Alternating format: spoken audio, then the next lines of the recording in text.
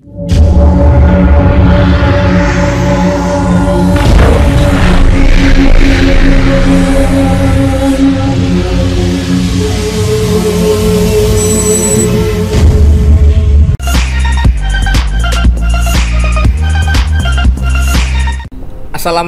warahmatullahi wabarakatuh.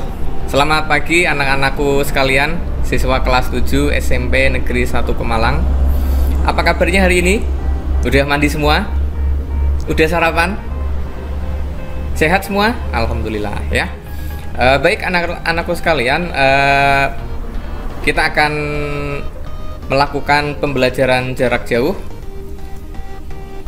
mengenai mapel seni budaya kelas 7. Saya sempat speechless ya, karena ini waktunya udah sarapan harusnya, tapi belum sarapan. Bercanda anak-anak, jangan dihiraukan ya. Oke, anak-anakku sekalian, hari ini adalah jadwal kita untuk melakukan pembelajaran jarak jauh mata pelajaran seni budaya ya. Jadi silahkan kalian persiapkan device-nya, kalian persiapkan jangan sampai ngedrop. Kemudian kuotanya juga pastikan masih banyak. Kalau kuotanya udah mau habis, jangan lupa diisi dulu ya. Silahkan dipersiapkan sebaik mungkin, karena selama minimal 1 jam ke depan kita akan melakukan proses pembelajaran ya, walaupun secara daring, tidak bertatap muka. Mau gimana lagi, karena situasi pandemi COVID-19 ini belum reda, akhirnya kita melakukan pembelajaran daring ya. Oke, anak-anak sekalian, mudah-mudahan pandemi ini segera berakhir agar kita segera bertemu di kelas ya. Saya juga sudah rindu sama kalian semua. Beneran rindu, beneran. Saya kangen, udah 3 bulan lebih nggak berdiri di depan kelas, hanya di depan laptop saja seperti ini. Kalau orang lihat saya itu saat ini nih, itu kayak orang gila. Kenapa? Karena kalau dilihat dari sana, dari kanan kiri, itu saya kayak ngomong sendiri. Padahal saya sedang membuat video materi pembelajaran. Tapi nggak masalah, nggak masalah.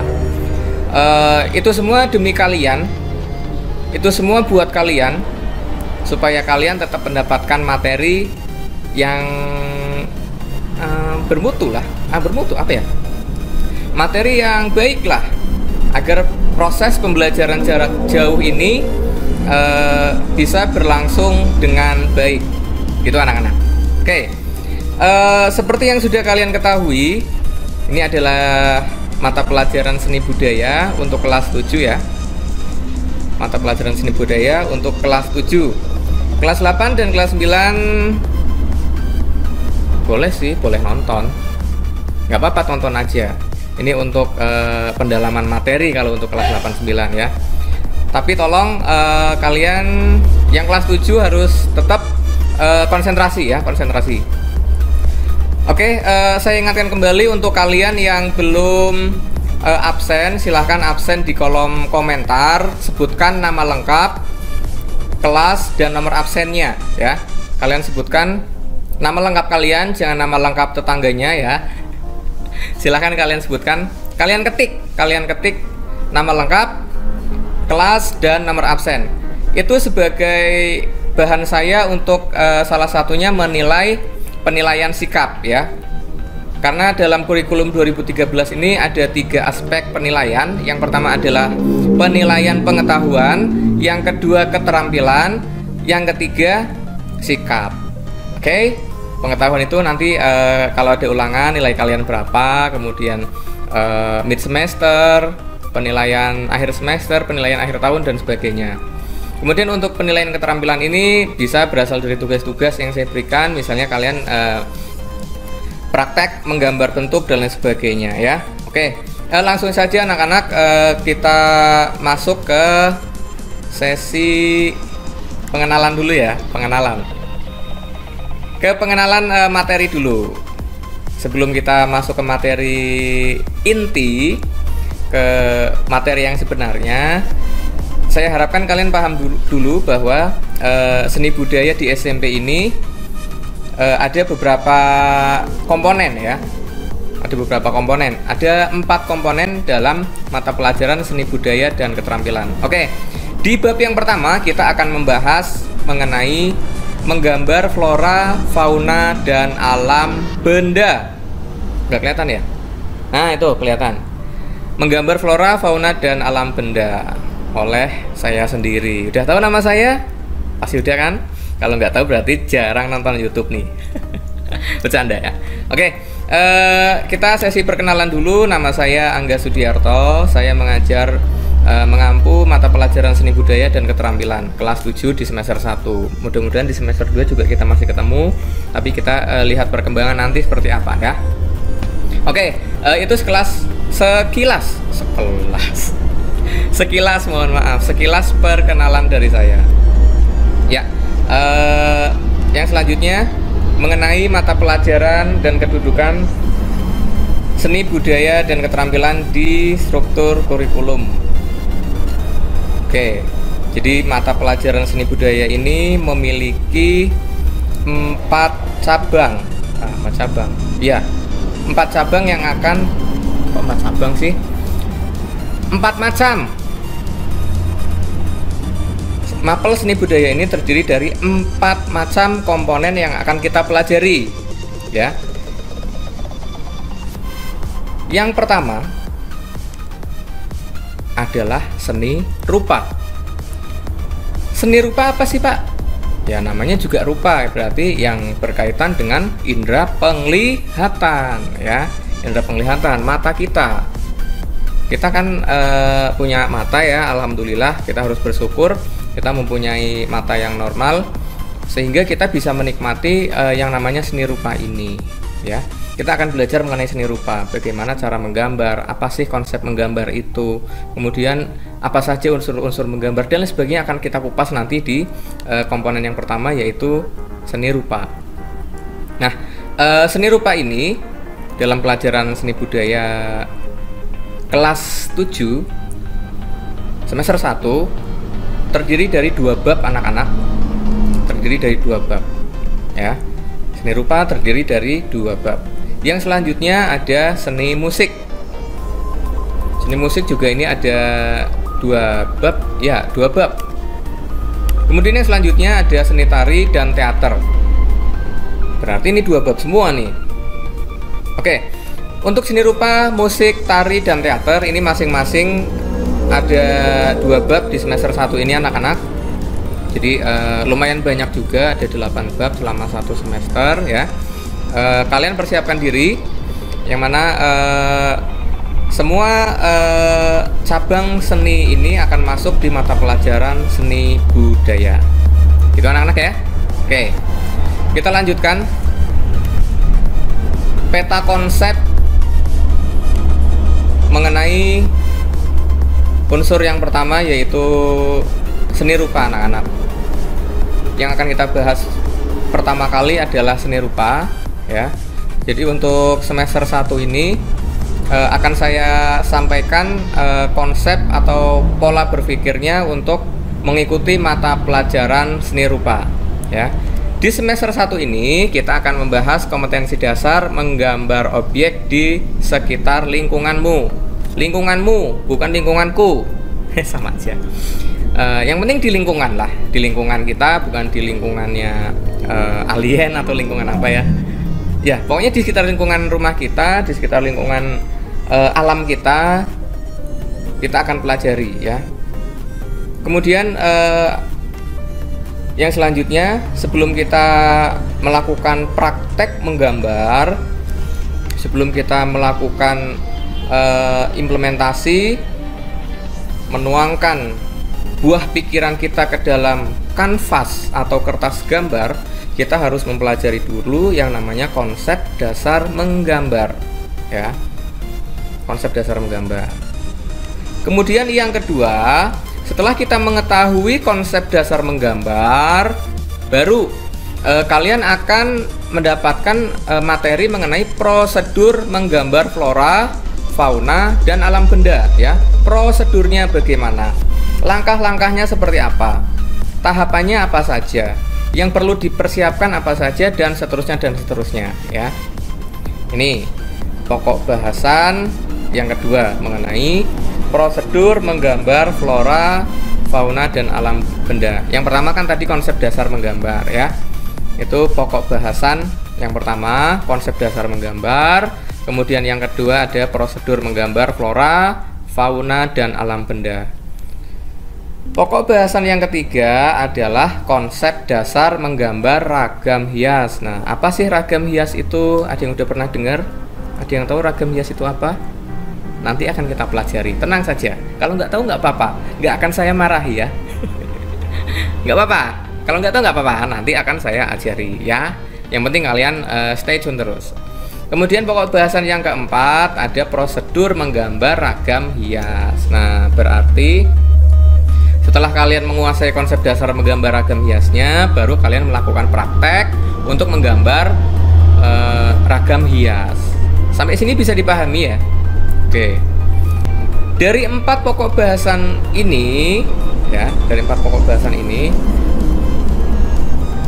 pokok bahasan 1 dan 2 ini masuk ke dalam bab yang pertama ya, yaitu menggambar flora, fauna, dan alam benda. Nah, bab yang keduanya itu adalah ragam hias ya, menggambar ragam hias. Nah, kelihatan kan? Oke. Tuh, bab 1 dan bab 2 pada mata pelajaran SPK komponen seni rupa ya. Oke, kita lanjutkan. Dalam konsep dasar menggambar, nantinya kita akan mempelajari 1. Pengertian menggambar. Yang kedua, unsur dan prinsip menggambar. Yang ketiga, media menggambar. Yang keempat, objek gambar. Nanti akan saya sampaikan, akan saya jelaskan, akan saya terangkan satu persatu ya. Untuk pertemuan kali ini kita fokus ke 4 ini dulu ya, ke pokok bahasan pertama yaitu konsep dasar menggambar, kemudian ke sub pokok bahasan yang keempat itu ya, yang ada di tayangan. Yang pertama pengertian menggambar, yang kedua unsur dan prinsip menggambar, yang ketiga media menggambar, dan yang keempat objek gambar. Itu akan kita pelajari pada pertemuan hari ini. Masih fokus? Masih konsentrasi? Oke, kita lanjutkan. Di pertemuan selanjutnya kita akan membahas mengenai teknik menggambar ya, teknik menggambarnya, cara-caranya, macam-macam cara yang bisa dilakukan untuk menggambar dan lain sebagainya. Kemudian yang kedua ada proses menggambarnya. Nah, proses menggambar berarti kalian sudah melakukan praktek ya, sudah melakukan praktek mulai dari mempersiapkan alat dan bahan, media gambarnya, kemudian objeknya juga sudah dipilih dan seterusnya, hingga nanti kalian membuat sketsa di dalam kertas gambarnya ya. Itu di pertemuan 2 nanti hari Selasa depan berarti ya. Dipersiapkan media-media menggambarnya. Apa saja media menggambarnya nanti akan saya jelaskan di materi yang akan kita bahas hari ini ya. Kemudian untuk bab yang kedua sih ini masih lama ya, karena kita juga belum melakukan proses pembuatan produk atau praktek di bab yang pertama ini nanti. Tapi kalian juga perlu tahu nantinya kita akan membahas mengenai pengenalan ragam hias, prinsip gubahan flora, fauna, dan geometris, teknik menggambar ragam hias, dan yang terakhir proses menggambar gubahan ragam hias. Oke, sampai sini bisa dipahami? Mudah-mudahan bisa dipahami ya. Saya lanjutkan, kita langsung masuk ke materi inti ya. Kalian fokus ke sini dulu, fokuskan kalian pikiran kalian ke sini ya, ke pokok bahasan yang pertama yaitu konsep dasar menggambar.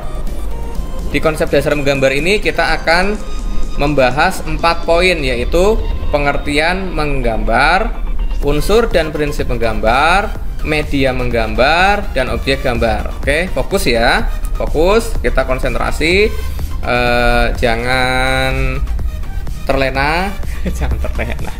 Maksud saya jangan terpengaruh oleh apapun yang ada di luar materi ini ya. Kalau kalian dengar suara-suara yang tidak penting, dengar suara wong-wong, kemudian ada dengar suara-suara yang aneh, abaikan saja ya. Kita fokus ke materi, konsentrasi. Oke, kita masuk ke materi yang pertama. Pokok bahasan yang pertama yaitu konsep dasar menggambar ya. Konsep dasar menggambar ini terdiri dari 4 sub pokok bahasan. Kita bahas yang pertama dulu ya, yaitu pengertian menggambar. Apa sih menggambar itu? Nah, ini gambarnya kok anak kecil. Apa hubungannya, Pak? Nah, maksudnya gini anak-anak. Sejak kalian kecil, ketika kalian melihat misalnya pulpen nganggur, pensil nggak kepake, kemudian ada spidol geletak, pasti naluri kalian yang pada saat itu masih balita ya, masih kecil, itu akan mengambil pensil itu kemudian mencoret-coret, entah itu di lantai, entah itu di dinding. Pernah nggak? Ayo ngaku. Pasti pernah ya. Rata-rata setiap anak itu seperti itu. Ketika melihat alat tulis nganggur tergeletak begitu saja, pasti naluri isengnya ini, ya bukan iseng sebetulnya, tapi naluri ingin tahu itu timbul. Dia akan mengekspresikan diri melalui alat tulis itu, bisa di lantai, bisa juga di dinding. Nah, ini biasanya yang akan ngomel-ngomel itu mak kita ya, ibu kita. Bocah beler, senangnya ngoret-ngoret apa? Dinding ya, misalnya kayak gitu. Nah, tanpa kita sadari sebetulnya kalian semua ini sudah punya bakat menggambar. Tapi tahu nggak sih kalian pengertian menggambar itu apa? Coba, ada yang tahu nggak? Apa sih gambar itu apa sih? Pengertiannya gimana? Padahal kalian sudah sering dengar kata-kata gambar, ya nggak? Iyalah, pasti sudah sering. Bahkan sudah pernah praktek di SD mungkin, iya kan? Nah, oke, kita bahas di sini. Yang pertama, pengertian menggambar. Konsentrasi ya. Menggambar atau seni gambar, bahasa Inggrisnya itu drawing, adalah karya seni rupa 2 dimensional yang dibuat di atas permukaan kertas atau media lainnya. Ya. Karena bisa juga dibuat di atas permukaan kanvas, dibuat di atas permukaan tembok, dibuat di atas permukaan langit-langit rumah misalnya, itu bisa ya. Yang penting karya seninya itu bentuknya 2 dimensi. 2 dimensi ini berarti hanya memiliki panjang dan lebar saja ya, hanya bisa dinikmati dari arah depan. Beda dengan karya seni 3 dimensi. Misalnya apa? Kalau karya seni 3 dimensi itu contohnya patung ya. Contohnya patung. Patung ini memiliki 3 dimensi, yaitu panjang, lebar, dan tinggi ya. Panjang, lebar, dan tinggi. Ciri-cirinya apa? Karya seni 3 dimensi ini bisa dinikmati dari berbagai arah. Dari depan bisa, dari belakang bisa, dari samping kanan kiri bisa, dari atas pun bisa kalau kalian bisa ke atas ya. Itu contohnya apa? Contohnya patung yang ada di alun-alun ya. Kalian kan lihat dari depan bisa, lihat dari samping juga bisa, lihat dari swalayan, kelihatan patungnya bisa, ya. Tapi kalau gambar itu nggak bisa, hanya dari satu sisi saja, ya. Paham sampai sini perbedaan karya seni 2 dimensi dengan 3 dimensi? Paham ya? Mudah-mudahan bisa dimengerti. Oke. Untuk patung itu juga sama, karya seni rupa, ya, karena itu dinikmati oleh indera penglihatan kita, tapi jenisnya 3 dimensional. Oke, saya lanjutkan. Menggambar itu diawali dari titik yang diteruskan menjadi garis, lalu membentuk bangun atau bentuk ya, dengan wujud-wujud tertentu sesuai yang kita inginkan. Kan seperti itu. Awalnya pasti dari titik. Jadi komponen yang paling kecil dari suatu gambar itu adalah titik. Titik ya, TITIK. Awas jangan salah huruf, nanti bisa beda arti. Bercanda ya. Oke. Jadi komponen paling kecil dalam suatu seni rupa adalah titik. Titik K. Oke. Menggambar juga merupakan wujud kreativitas seorang seniman dalam mengekspresikan ide atau gagasan. Jelas, karena yang namanya gambar itu butuh yang namanya cipta, rasa, dan karsa. Mungkin semua orang bisa menggambar, tapi belum tentu gambarnya itu bagus dan enak dilihat, ya. Itu. Saya lanjutkan. Yang kedua, unsur dan prinsip menggambar. Jadi dalam menggambar ini ada beberapa unsur dan prinsip yang harus kalian perhatikan. Kita bahas unsur-unsur menggambar terlebih dahulu. Yang pertama, gambar itu pasti terdiri dari titik, ya. Salah satu pembentuk sebuah gambar adalah titik. Namun tahu nggak sih kalian itu mengenai titik ini? Titik ya, sekali titik. Saya juga sampai takut salah nyebut nih. Titik. Seluruh karya seni menggambar berasal dari titik, ya. Jadi titik yang disambung-sambung, titik yang berwarna-warni, disambung, kemudian disusun dengan susunan tertentu sehingga menghasilkan sebuah gambar. Oke, kita lihat contohnya. Nah, di sini ada 3 buah gambar. Kalau kita namai, ini namanya emoticon ya, atau smiley. Kalian perhatikan gambar yang paling kanan itu berarti paling sana ya, sana apa sana ya, pokoknya gambar inilah ya. Kalian perhatikan gambar ini, gimana gambarnya? Pecah nggak? Pecah dong ya. Kenapa? Karena titiknya itu besar-besar. Nah, ini terbukti bahwa gambar emoticon ini terdiri dari titik-titik yang disusun sedemikian rupa sehingga membentuk suatu bentuk yang diinginkan. Bentuk yang diinginkan itu ya smiley ini atau emoticon ini. Kemudian gambar yang tengah, titiknya semakin diperkecil. Otomatis gambarnya udah mulai tidak terlalu pecah-pecah ya. Walaupun masih pecah, tapi udah mendingan, tidak seperti gambar yang pertama. Ini jadi kalau kita analogikan ini tuh pixel ya. Pixel ini di titik-titik. Yang di titik itu yang di titik-titik ini itu sesuai dengan keinginan kita sehingga membentuk sebuah gambar smiley seperti ini. Nah, ini kan ada bagian-bagian yang tidak diberi titik. Kalau ini diberi titik semua, jadinya ya kotak hitam ya. Kotak set kotak hitam aja ya. Termasuk ini diberi titik hitam. Nggak jadi gambar dong. Nah, maka kita membuat titiknya itu sesuai dengan kehendak kita sehingga menghasilkan bentuk atau bangun tertentu yang kita inginkan. Sampai sini bisa dipahami? Mudah-mudahan bisa ya. Kemudian gambar yang ketiga, nah ini udah jelas lebih halus gambarnya ya. Sudah terbentuk menjadi sebuah wajah yang sedang smile ya. Kayak kalian juga harus smile. Mengikuti pembelajaran seni budaya ini harus smile, jangan suker. Jangan merasa aduh sungkan jangan ya. Tapi ini salah satu kewajiban kalian sebagai siswa. Kalian kan kemarin katanya pengen sekolah di SMP 1 nih. Nah, makanya begitu sudah masuk di SMP 1 ya harus disyukuri dengan cara apa? Salah satunya belajar dengan giat. Bisa dimengerti sampai sini ya untuk titik. Oke. Sebetulnya titik itu apa sih, Pak? Bahasa Inggrisnya itu poin ya.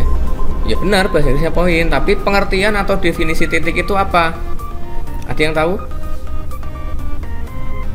Coba tebak. Apa definisi titik itu? Kalian kan sudah sering membuat titik, mendengar kata-kata titik. Apa definisinya? Oke, saya ilustrasikan sebagai berikut ya. Perhatikan.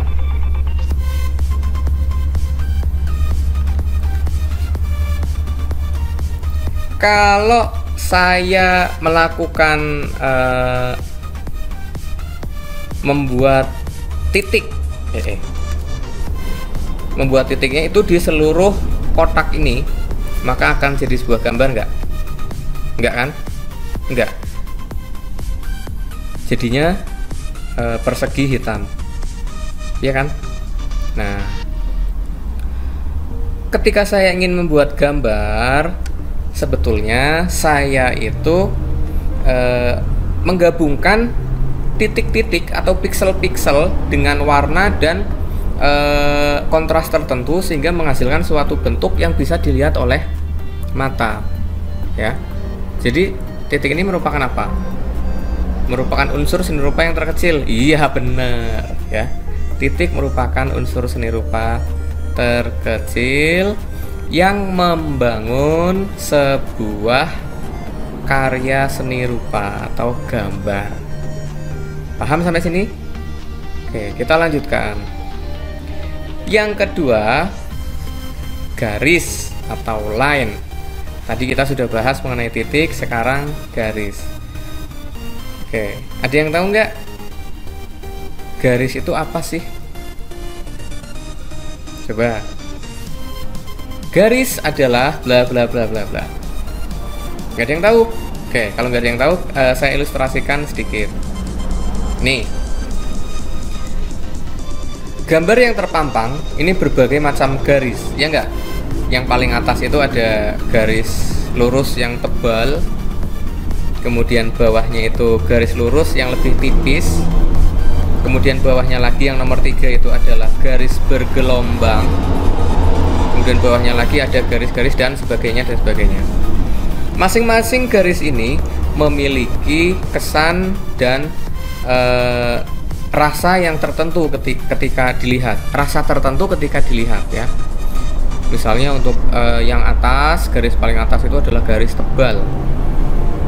Ketika kita melihat garis tebal itu kan kesannya tegas dan lain sebagainya, ya enggak? Tapi kita pelajari dulu pengertian garis itu apa. Nanti macam-macam garis setelah ini akan kita kupas tuntas, ya. Pengertiannya dulu, apa itu garis? Nggak ada yang tahu? Oke, perhatikan. Saya punya titik A. Ya, ini ibaratkan sebuah titik lah, walaupun ukurannya besar, ya. Ini adalah sebuah titik A. Kemudian saya juga punya titik B. Kalau saya tarik dari titik A ke titik B akan membentuk apa? Iya, betul. Membentuk sebuah garis. Entah itu garisnya lurus, jadi dari titik A langsung ke titik B, atau garis lengkung dari sini ke sini dulu, sini dulu, sini dulu, baru ke titik B. Itu namanya garis juga nggak? Garis, ya. Jadi garis itu apa sebetulnya? Coba, garis itu apa? Ini contoh garis lurus yang dihasilkan dari dua buah titik, yaitu titik A dan titik B. Paham sampai sini? Apa itu garis? Bolehlah kalau kita menyebut garis. Garis adalah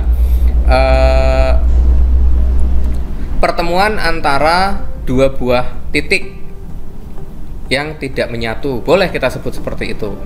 Tapi kita cermati lagi. Misal, perhatikan, ya. Saya punya banyak titik, ya. Kemudian saya susun sedemikian rupa, saya taruh di sampingnya secara mendatar, sejajar dan berjajar. Saya punya titik banyak nih, warna-warni, sengaja biar kalian nangkep dulu apa maksudnya, ya. Saya punya titik banyak, kemudian saya jejerkan, saya sejajarkan, saya tata, saya susun menjadi seperti ini, anak-anak. Seperti yang kalian lihat, ya. Oke, itu. Ini warnanya masih warna-warni, ya, karena ini saya analogikan sebagai titik yang berwarna-warni. Oke, saya susun titik-titik yang saya punya itu ke sebelah kanan atau kiri sampai titiknya itu nempel antara titik yang satu dengan titik yang lain. Dan saya buat titik yang banyak ke kanan misalnya terus. Nah sekarang saya jadikan satu warnanya. Perhatikan, ketika titik-titik ini disatukan secara sejajar dan berjajar, menempel antara titik yang satu dengan yang lainnya, maka akan membentuk apa? Iya, betul sekali. Akan membentuk sebuah garis.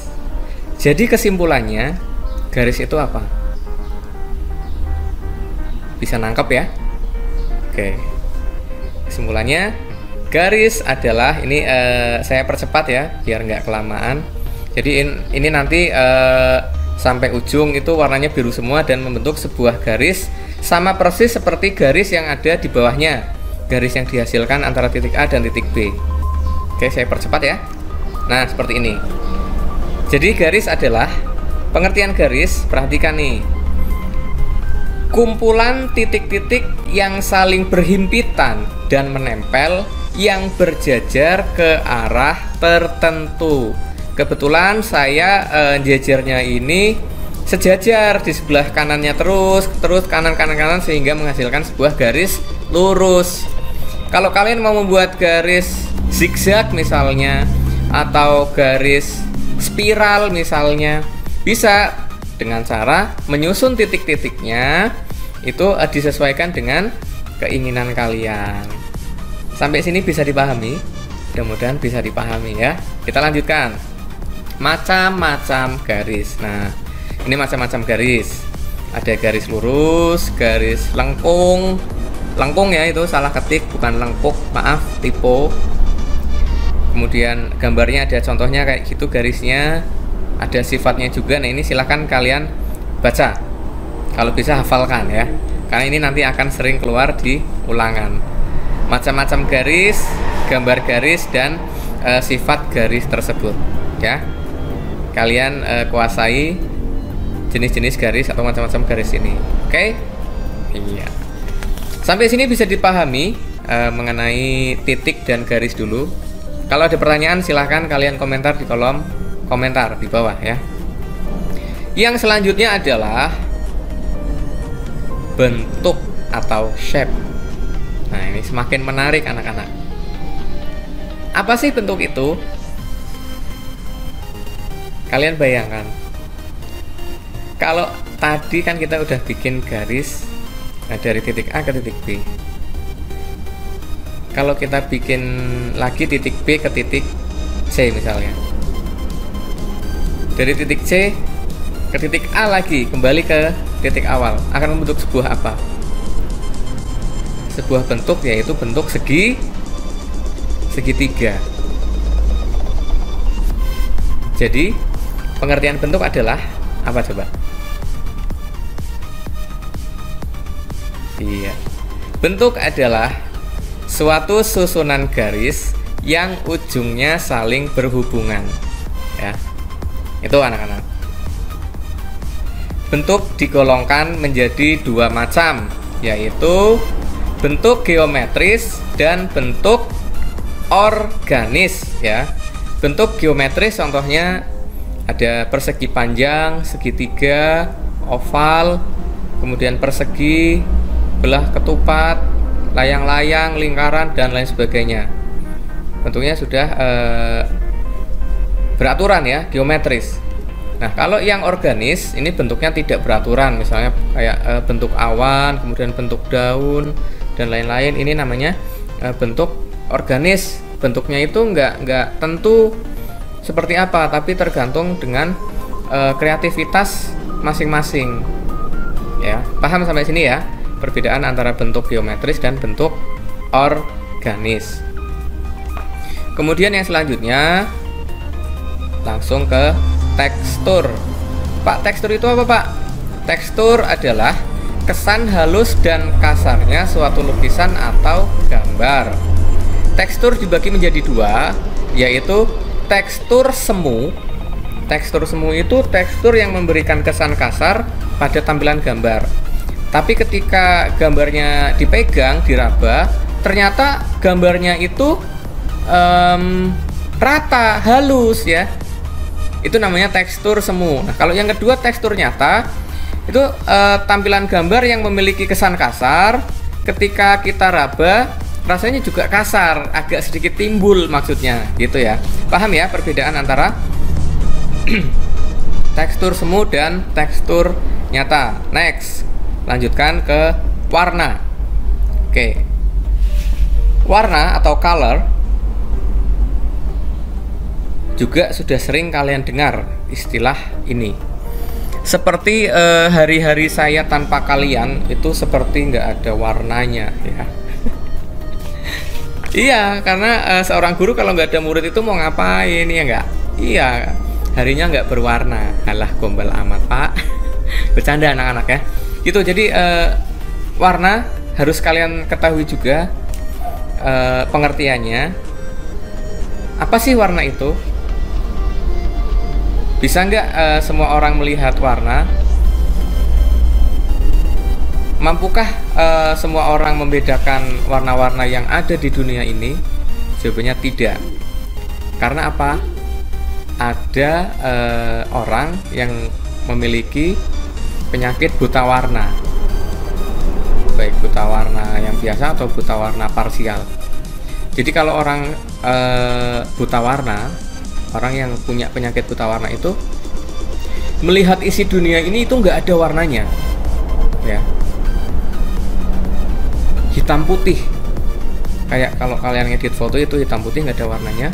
Itu kayak gitu penglihatannya orang yang buta warna. Bersyukurlah kalian yang bisa melihat indahnya dunia ini, warna-warni dunia dan warna-warni kehidupan. Oke, kok jadi ngelantur ya, maaf ya. Oke, warna ini adalah gelombang cahaya dengan frekuensi yang mempengaruhi indera penglihatan.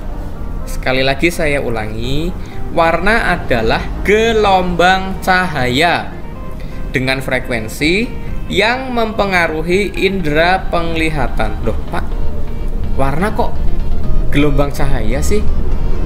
Warna bukannya yang hijau, merah, kuning, biru dan sebagainya itu ya? Betul, itu adalah contoh warna. Nah, pengertian warna itu adalah gelombang cahaya. Kenapa gelombang cahaya? Kalian bayangkan, kalau malam-malam mati lampu jebret, tidak ada cahaya apapun, bisa nggak kalian lihat warna merah, warna kuning, warna biru, dan lain sebagainya? Jawabannya tidak bisa. Kenapa?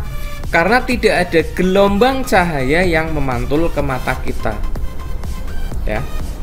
Tidak ada gelombang cahaya yang mantul ke mata kita. Jadi kayak kembali ke laptop itu ya. Jadi itu adalah bukti bahwa warna ini merupakan gelombang cahaya. Kamu nggak bisa apa-apa kalau mati lampu pas malam-malam, nggak ada lilin, nggak ada lampu emergency dan sebagainya, pasti gelap gulita dan kamu nggak lihat apa-apa, ya. Yang ada cuma gelap. Seperti hidup saya tanpa kalian. Jadi baper ya? Enggak. Maksudnya seperti itu. Jadi kalian tidak bisa melihat, tidak bisa membedakan warna, tidak bisa menangkap cahaya karena situasinya gelap, ya. Akhirnya hitam semua warnanya, ya enggak? Hitam semua karena tidak ada cahaya yang memantul ke mata kalian. Sampai sini bisa dipahami, ya. Saya lanjutkan.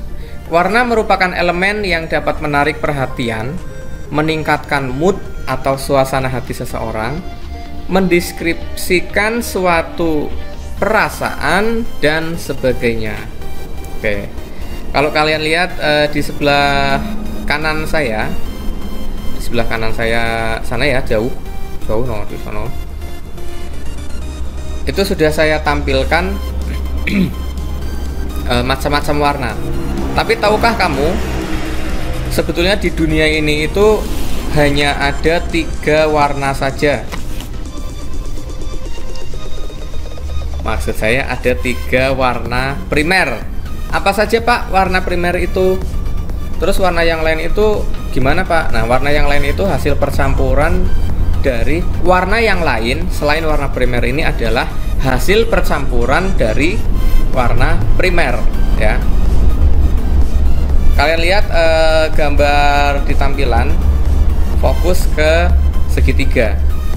Di dalam segitiga itu ada warna-warna primer ya, yaitu warna kuning, biru, dan merah. Warna-warna yang ada di luar segitiga itu adalah warna yang dihasilkan dari percampuran warna primer. Sampai sini bisa dipahami? Oke, saya lanjutkan. Kalian perhatikan ya.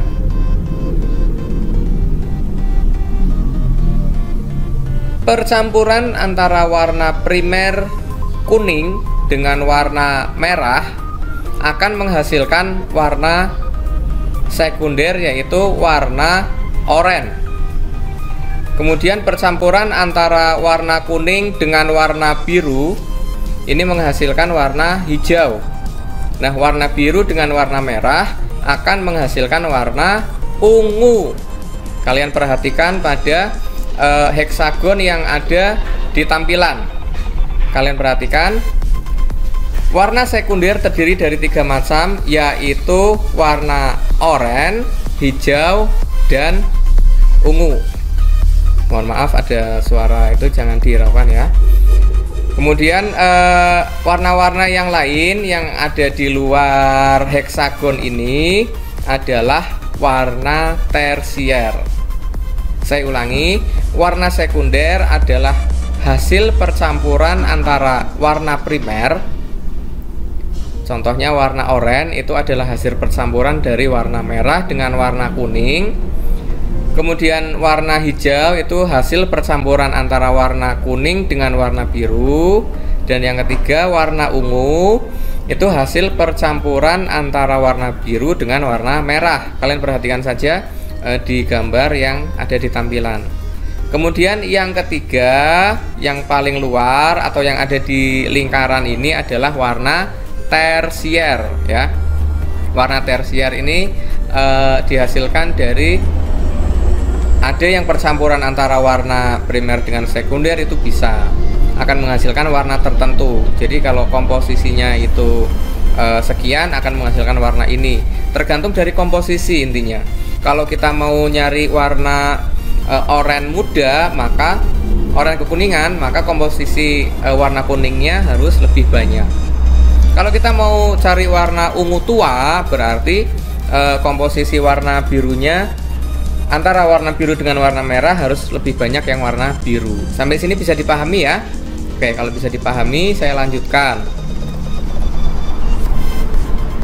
Selain unsur-unsur seni rupa yang tadi sudah saya jelaskan, terdapat pula prinsip-prinsip seni rupa yang fungsinya tidak kalah penting dalam mengekspresikan kreativitas dalam bentuk gambar. Antara lain, yang pertama ada keseimbangan atau balance. Biasa disebut dengan komposisi ya. Banyak orang menyebut keseimbangan atau balance ini dengan komposisi. Merupakan pembagian berat yang sama pada objek gambar maksudnya, bukan objek wisata ya. Masa pandemi seperti ini kita jadi jarang piknik ya, jadi ingat objek wisata saya. Kok malah curhat. Maaf, saya lanjutkan. Yang selanjutnya ada irama atau ritme. Merupakan pengulangan gerak atau penyusunan bentuk secara berulang-ulang. Ini pengertiannya dulu. Nanti setelah ini akan saya tampilkan contoh-contohnya. Yang ketiga, dominasi atau empasis, bertujuan untuk memberikan tekanan sebagai pusat perhatian pada bentuk gambar, bukan bentuk hati. Kalau hati saya sudah ada yang memiliki. Bercanda. Yang selanjutnya ada kesatuan atau unity, merupakan prinsip yang dapat dikatakan sebagai prinsip hubungan antar objek gambar. Oke. Paham sampai sini ya? Bisa dimengerti? Oke, kalau bisa dimengerti alhamdulillah. Kita lanjutkan. Contoh-contoh prinsip dalam menggambar. Yang pertama, Kita lihat dulu keseimbangan atau sering disebut juga dengan komposisi. Ya, komposisi. Komposisi ini terdiri dari 3 macam, yaitu yang pertama ada komposisi simetris, yang kedua ada komposisi asimetris, dan yang ketiga adalah komposisi sentral, ya, komposisi sentral. Nah, bisa kalian lihat komposisi simetris itu kira-kira di bidang gambar nantinya akan bentuknya seperti itu ya. Jadi sama antara kanan kiri. Itu komposisi simetris vertikal. Kalau horizontal berarti antara atas bawah itu sama.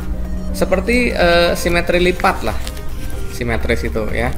Jadi benda atau model yang menjadi gambar itu diletakkan pada posisi seimbang antara kiri dan kanan serta memiliki keseimbangan dalam bentuk dan ukurannya.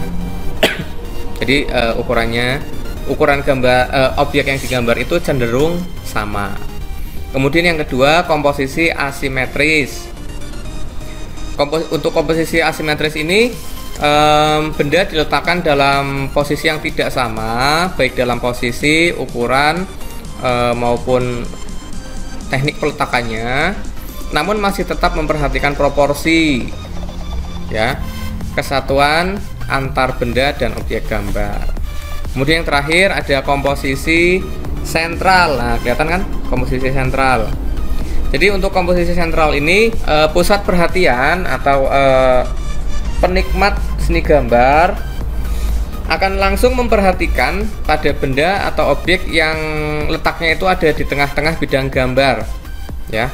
Penempatan untuk modelnya itu diatur dengan proporsi bentuk model diatur seimbang dan memiliki kesatuan antar benda. Kesatuan antar benda itu berarti antara objek yang digambar, antara gambar yang satu dengan gambar yang lainnya, ya.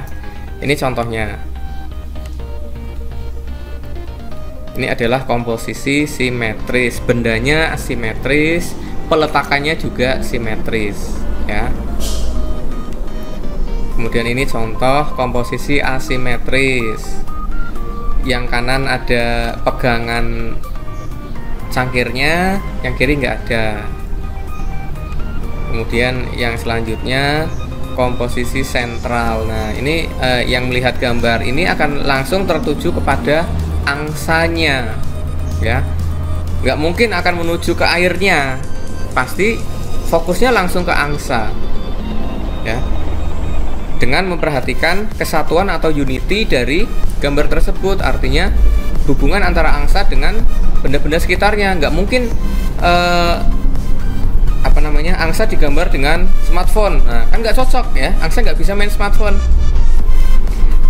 Angsa itu cocoknya ya ada di sebuah kolam dengan bunga teratai. Nah, ini yang dimaksud dengan kesatuan atau hubungan antar benda atau objek yang digambar. Sampai sini bisa dipahami anak-anak? Bisa ya? Kalau bisa saya lanjutkan. Ada pertanyaan dulu nggak? Nggak ada? Kalau ada silahkan komentar, nanti insya Allah langsung akan saya jawab. Kemudian contoh irama atau ritme pada seni rupa. Kalian perhatikan, gambar ini itu memiliki pengulangan-pengulangan ya.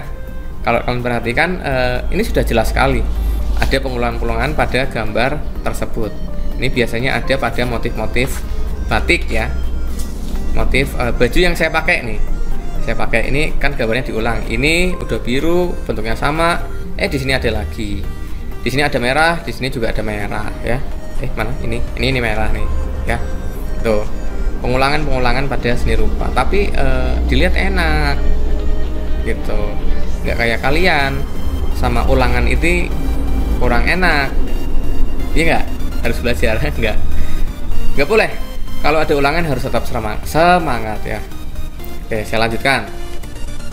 Yang selanjutnya adalah dominasi atau empasis pada seni rupa. Kalian perhatikan gambar berikut. Kira-kira gambar yang paling mendominasi, ini gambar apa dulu? Kira-kira ini gambar apa nih? gambar payung ya. Ya, ini adalah gambar payung. Kalau kalian perhatikan, gambar yang ada payung yang ada di dalam gambar ini itu semuanya memiliki warna hitam kecuali satu warna kuning. Nah, ini yang dimaksud emphasis adalah di sini. Yang dominan itu gambar payung warna hitam. Ketika ada satu gambar payung yang berwarna kuning, maka ini akan menjadi lebih mencolok dari yang lainnya. Nah, ini menjadi suatu hal yang menarik karena ada satu objek yang berbeda sendiri dengan objek yang lain. Nah, objek yang sama, objek yang lainnya ini namanya objek yang dominan. Paham sampai ini ya? Oke, kita lanjutkan. Yang selanjutnya adalah kesatuan atau unity. Nah, perhatikan gambar berikut. Kalau kita perhatikan dengan seksama, kalian lihat garis-garis lengkung yang banyak sekali yang berwarna hitam itu adalah garis yang membentuk suatu kesan bahwa itu adalah pepohonan, ya enggak? Terdiri dari batang, garis yang paling gede, garis hitam paling gede itu batang, kemudian ada yang lebih kecil itu adalah rantingnya, kemudian yang lebih kecil lagi itu rantingnya yang lebih kecil lagi, dan seterusnya. Ini akan menimbulkan kesan bahwa kumpulan dari garis-garis lengkung itu membentuk satu kesatuan sehingga memberi kesan bahwa itu adalah gambar pohon yang memiliki nilai seni. Gitu ya. Sampai di sini dulu, ada yang mau ditanyakan nggak? Kalau nggak ada yang mau ditanyakan, lanjut ke sub pokok bahasan yang ketiga, yaitu media menggambar. Istilah media dalam karya seni, istilah media dalam karya seni itu merujuk pada bahan dan peralatan yang digunakan seniman untuk membuat karya, bukan media yang sukanya meliput suatu kejadian, bukan media yang sukanya memberitakan sesuatu. Itu beda lagi ya, beda konsep, salah server. Media itu adalah media, maksudnya pers ya, jurnalis. Tapi kalau media yang kita bahas ini adalah media yang dimaksud adalah alat dan bahan yang akan kita gunakan. Oke, saya lanjutkan. Yang pertama ada kanvas atau kalian bolehlah menggunakan kertas gambar. Perhatikan untuk kertas gambarnya itu kalau bisa yang ukuran A3 ya, karena kalian sudah masuk SMP, sudah lebih dewasa, sudah lebih tinggi tingkatannya dari SD. Kalian gunakan buku gambar yang ukuran A3. Silahkan kalian ke toko buku atau toko alat tulis, bilang saja mau beli buku gambar yang ukuran A3. Atau mungkin kalian yang pada saat SD-nya dulu pernah pakai buku gambar ukuran A3 mungkin sudah biasa ya. Nah, yang belum punya silahkan kalian beli buku gambar ukuran A3. Yang selanjutnya ada gambar apa itu? Pensil ya, ada pensil. Nah, pensil ini macamnya banyak anak-anak. Ada pensil yang tipenya HB. Nah, kalau kalian beli pensil itu kan pasti ada kode-kodenya. Ada yang HB, 2B, 2H, 3H, dan seterusnya. Nah, HB ini artinya apa? HB ini artinya adalah H itu hard atau keras, kemudian B ini bold atau lunak. Jadi kalau bahasa Jermannya itu buat nulis itu kalau yang tipe B itu kereng ya. Bahasa Jerman kok kereng. Maksud saya kalau bahasa Pemalangnya itu ya buat nulis itu kereng, tegas. Itu B. Semakin tinggi nilai B-nya, maka akan semakin tegas, semakin hitam. Paham ya?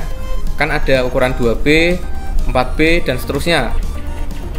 Untuk H juga sama, ada ukuran 2H, 4H, dan seterusnya. Semakin tinggi nilai angka di depan H, maka akan semakin keras. Keras itu maksudnya bukan pensilnya keras, tidak bisa dipatahkan, enggak. Tapi ketika buat nulis itu kurang tegas, nggak apa namanya, nggak hitam banget, itu yang H. Kalau yang B itu hitam ya, kalau yang H itu enggak. Nah kalau yang HB berarti 50-50 ya, 50-50, nggak terlalu keras, nggak terlalu bold atau kereng atau tegas. Paham sampai sini ya? Oke, itu jenis-jenis pensil. Kemudian ada penghapus. Ini penghapus untuk pensil, bukan untuk menghapus kenangan masa lalu kamu. Bercanda ya. Maksudnya penghapus untuk menghapus pensil kalau ada kesalahan dalam membuat sketsa. Kemudian boleh juga pakai krayon, pakai pensil warna. Kemudian kalian juga butuh mungkin penggaris untuk membuat garis tepi. Kemudian kalian juga harus punya kuas. Kemudian ada apa namanya? Ini bukan odol ya. Itu bukan odol. Itu adalah cat air. Jadi nanti kita akan melakukan praktek menggambar menggunakan cat air. Jadi kalian persiapkan alat dan bahannya itu tadi, ditambah cat air, kemudian ditambah palet. Palet itu alat untuk mencampurkan cat air yang akan kita gunakan untuk mewarnai gambar kita. Nah, palet itu yang ini, yang bentuknya bundar, yang ada di bawah kuas itu ya. Nah, yang di bawah kuas sana jauh ya. Itu namanya palet. Oke. Saya lanjutkan. Yang terakhir ada objek gambar anak-anak. Objek gambar ini merupakan perwujudan karya seni, dapat diperoleh dari berbagai sumber ide ya. Sumber ide tersebut berupa hasil imajinasi maupun pengamatan objek secara langsung.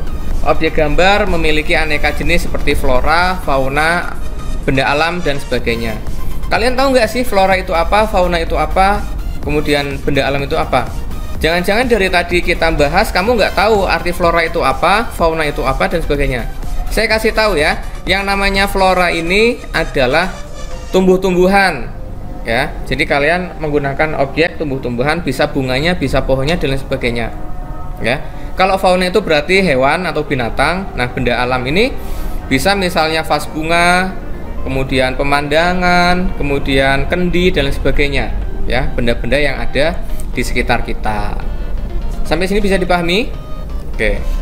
Nah, flora, fauna, dan alam benda ini merupakan objek yang sering digunakan oleh seniman yang baru belajar tentang seni rupa, karena objek tersebut sangat mudah ditirukan ke dalam bidang gambar. Begitu anak-anak ya. Jadi ada 4 sub pokok bahasan yang sudah kita bahas hari ini. Kalau kalian misalnya kurang paham, bisa bertanya di kolom komentar atau bisa diulangi lagi video ini. Silahkan kalian play lagi karena video ini sudah tersimpan. Jangan khawatir kalian kehilangan video ini. Silahkan kalian play kembali di YouTube di channel saya. Jangan lupa silahkan kalian melakukan absensi. Kalian komen dengan mengisi atau mengetikkan nama lengkap, kelas, dan nomor absen. Jangan lupa klik tombol subscribe dan like ya, di like. Nanti akan saya cek ya. Siapa yang belum komen akan saya rekap nanti. Itu ya anak-anak. Dari saya sekian. Kiranya itu saja yang bisa saya sampaikan untuk pertemuan yang pertama ini. Kita akan lanjutkan di pertemuan yang akan datang, hari Selasa yang akan datang. Kita lanjutkan pada pokok bahasan yang kedua, yaitu prosedur menggambar flora, fauna, dan alam benda.